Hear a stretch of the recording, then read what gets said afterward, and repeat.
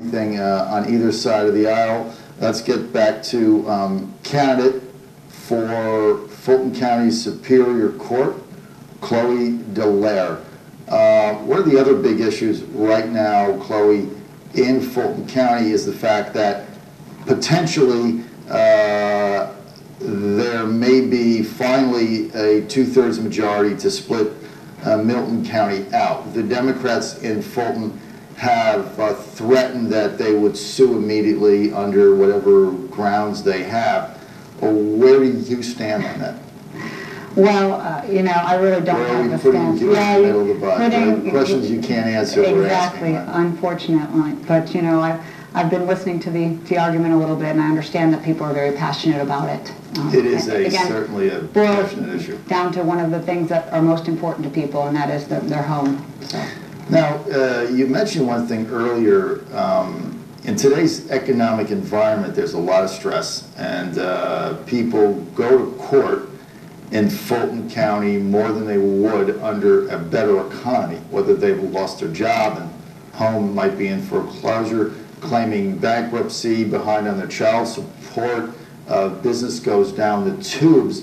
And when we talk to people, it's almost shocking to find the latitude that judges have in making a lot of these decisions. And so a not fair judge, actually, as you said earlier, I mean, couldn't that have a dramatic impact on a person's life for a very long time? Absolutely, absolutely. Their life, their livelihood, I mean, it trickles down to all aspects of people's lives. And that's why, like I said, I try and really educate voters about why they should care, why they need to vote November 2nd, why they need to keep going down the ballot, really. Chloe, one of the things that you'd mentioned on your website is this concept of fairness. And for some of us, that's a little concerning because we don't want fair. Life's not fair. I have 4 kids. I tell them all the time, life's not fair. What's the difference? And I think I know what you mean, but if you could maybe flesh out that concept versus just. And when you say fair, it could just be semantics, but what is the job of a jurist? Is it to be fair, is it to be just, or can it be both?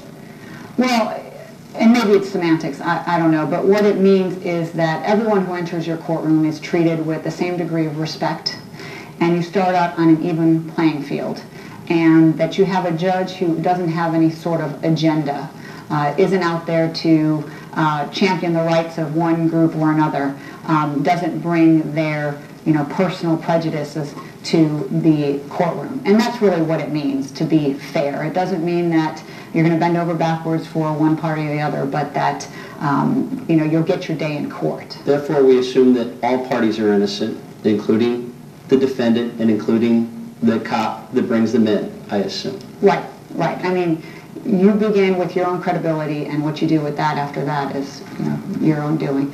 Okay, we're going to break in now. We've got Beacon reporter Ren Turner. He's alive at the David Belle Isle District 56 headquarters in Roswell.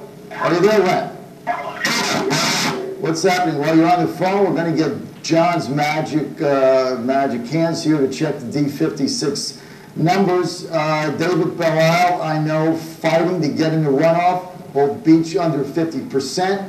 John, give us a little feel of what's happening there at the Belle Isle for State Senate headquarters. Well, we're here at the TJ Sports Bar on Fulton Bridge, and everyone here is excited. They just got the Alfred. That's because you're at the bar. That's why you're excited. You talking to me, John? Yes. So what's happening there? Other than you're at the bar. We just got the Alpharetta Community Center. Let's see here. Some results are coming in right now. But before that, we got the Alpharetta Community Center precinct votes in, which is David Belle Isle's home precinct. He came in with 263 votes. Beach came in at 183 votes, and Albers came in at 74 votes. Okay, well, precinct in. Sounds like David won his precinct, as he should. and Beach second, Albers distant third. John, as an FYI, there are 51 precincts that will be voting in tonight's District 56 race. Do we have any results in?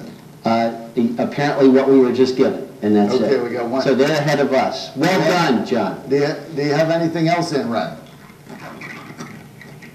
Are you there, Ren? Okay. I think you offended Ren's him, gone. John. All right, he's out. He's back to the bar. Back to the bar. Ren, he picked a good spot to be. Okay. I do have one more question, Chloe, if it's okay. Could you give me an example of what you find egregious in terms of something that a judge has done that you just find appalling? Well, I think on a daily level, what I think is egregious is judges who waste taxpayer dollars, really is what it boils down to, by coming to court not being prepared to hear an argument, for example, or hearing a motion and not making a ruling for a year, even 2 years in some cases. And that may not seem appalling to the average citizen, but when you're the doctor or the business who is waiting for that ruling, it's egregious to them. And like I said, it's not being fiscally responsible, which is one of my pledges, one of my campaign promises, because that trickles down to waste taxpayer dollars, really, when somebody is not prepared. One of the things, I don't know if there's anything you can do about this, but the constant complaint that I hear from the folks that live in my area is making that trip downtown to do jury duty. Is there anything you can do about that? Nothing except to make it as pleasant as possible. And again, if I'm the judge and there are jurors who are reporting, they travel from Alpharetta, Milton, however far they travel, maybe next door, and they're there reporting at 8 a.m. like they were told to do so, I think it's inexcusable for a judge to come strolling in at 10 a.m. and not even be prepared. We could do 2 different courtrooms, one in North, one in South, or the other is Milton County. Though I know you can't come now. Thank you, John. Hey, whenever you don't have to go downtown, I'm for that. Chloe, thank you for joining us. We appreciate it. Pleasure. Great luck in your campaign, and we appreciate